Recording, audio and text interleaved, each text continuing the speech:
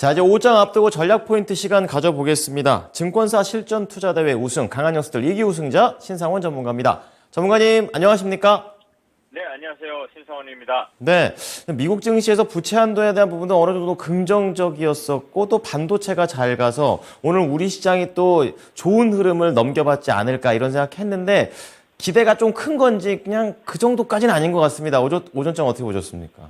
네, 우리 이제 자주 말씀드리고 어제도 그랬고 이제 얼마 전에도 그랬잖아요. 항상 기대감이 있으면은 반대로 가고 어제는 이제 좀 약간은 좀 각오를 하고 안 좋을 것이다 했는데 이제 반대로 가고 이렇게 어제 좀 재밌게 우리가 얘기를 나눴었는데요. 오늘도 마찬가지죠. 네, 기대를 하고 미국 시장이 올랐으니까 우리 시장 더 강하게 또 치고 가는 거 아니야?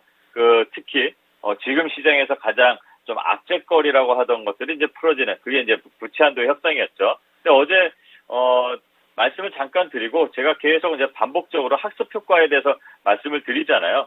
네, 이미 어제 우리는 선반영을 한 거고 오늘 같은 날은 오히려 더 경계심, 조심을 하는 게 좀 필요하다. 왜냐면 아침에 누구나 다 알 겁니다. 떠서 시작한다는 거. 근데 이제 아쉽게도 지금 코스피는 이제 0.5 정도는 올라 있지만 음봉 그리고 코스닥은 제자리 수준으로 또 와서 힘이 빠지는 모습을 보이는데 그래도 양호한 모습이라고 보고요. 그리고 또 일주일 전에 급락하고 나서 회복하는 흐름에서 좀 밀린 건데 결국 다시 제자리에 온 겁니다. 네, 그러니까 지금 보면은 전체적인 흐름을 봤을 때는 항상 말씀드리지만 저점을 이미 올려놓고 가고 있다는 거 아직도 바닥에서 완벽하게 탈출을 하진 않은 거니까 좀 시간적인 그런 흐름을 좀 우리가 인내심으로 참아야 된다는 게 그게 좀 오늘 시장 그리고 최근의 흐름에서 항상 강조드리는 건데요. 오늘도 그게 이어지는 것 같습니다.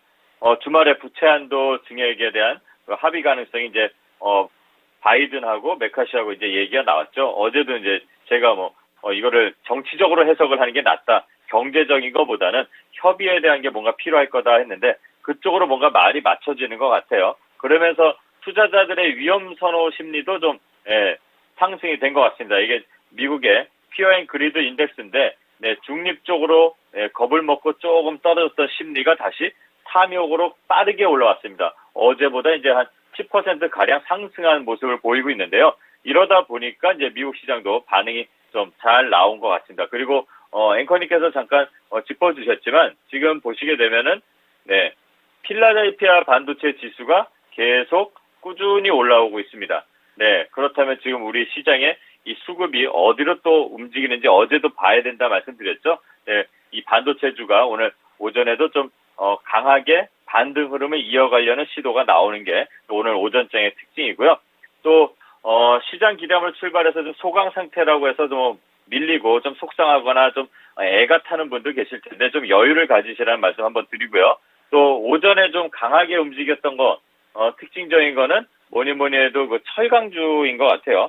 하이스틸이 오늘 상한가 근처까지 좀 가려다가 좀 밀리고 있는데 이런 것들 일시적인 단발성으로 끝날 수가 있으니까 요거는 좀 쫓아가는 것보다는 오늘 이후에 이 윗꼬리들을 어떻게 잡고 가는지 그거를 보면서 철강주는 좀 관심 있게 봐야 될 것 같습니다. 중국 감산 효과가 이제 우리나라 수혜로 좀 온다 이러는 기대감이 좀 반영된 것 같은데요.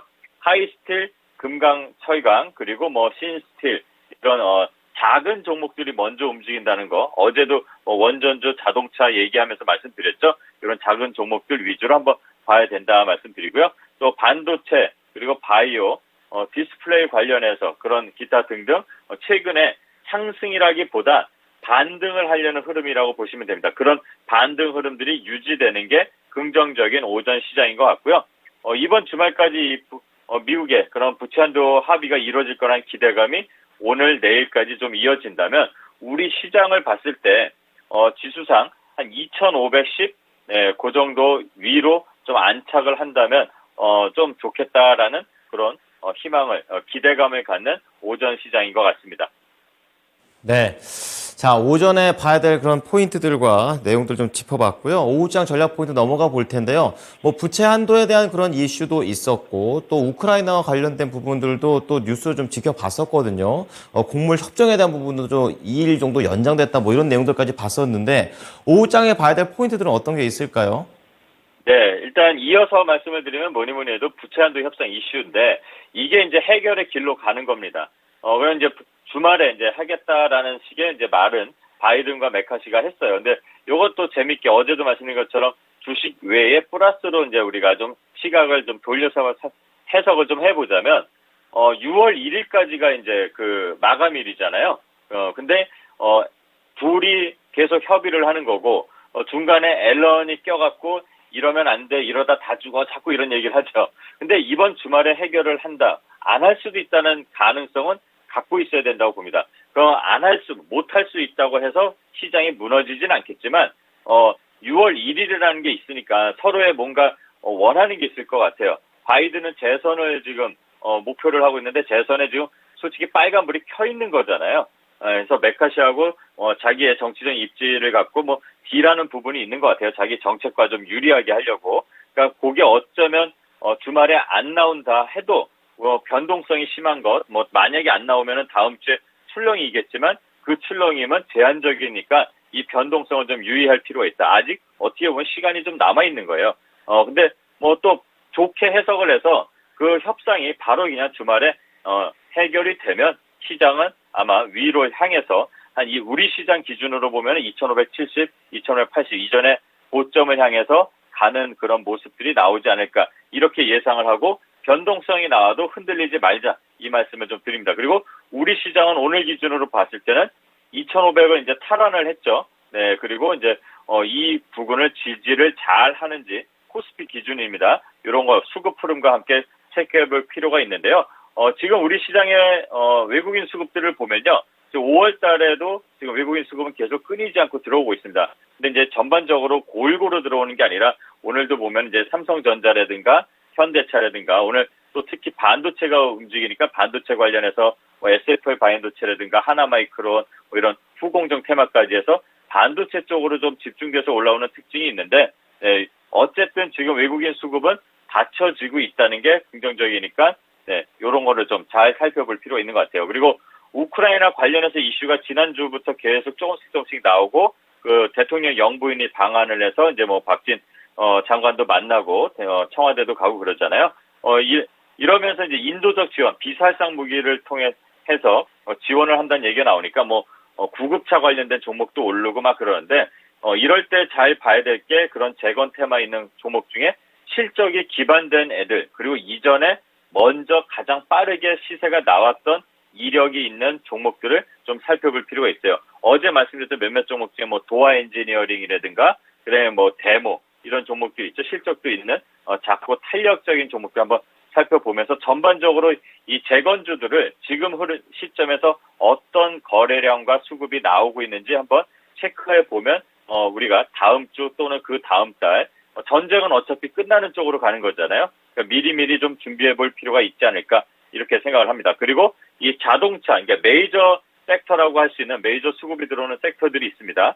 뭐 자동차, 그 다음에 뭐가 갈지. 자, 지금 반도체가 계속 회자되고 있습니다. 그 다음에 뭘까? 어제 이제 바이오 얘기 드렸죠. 오늘은 바이오가 잠깐 쉬고 있죠. 그럼 자동차도 이제 어제부터 쉬고 있고, 그 다음에 어떤 쪽으로 순환이 될지, 그런 것들 좀 살펴볼 필요가 있는데, 저는 자동차, 그 다음에 반도체 먼저 이제 움직임 나오고, 그 다음에 바이오가 일시적인 흐름이 나올 것 같아요. 그 바이오는 어제도 말씀드렸던 그 아스코 관련해서 그리고 반도체는 인텔 CEO가 주말에 방한을 해서 삼성전자하고 협업 이슈를 갖고 좀 뉴스가 좀 나오고 있습니다. 그럼 당연히 삼성전자, 그다음에 뭐 테크윙, SFA, 그다음에 영어로 SFA 반도체, 원익 IPS나 또 유진테크, 뭐 리노공업 이런 종목들을 좀 잘 살펴봐야 되지 않을까요? 네, 그런 것도 관심 있게 봐둬야 될 그런 오후가 될 것 같습니다. 그리고 조금 이슈들이 예전에도 이게 잠깐 얘기가 나왔던 것들인데요.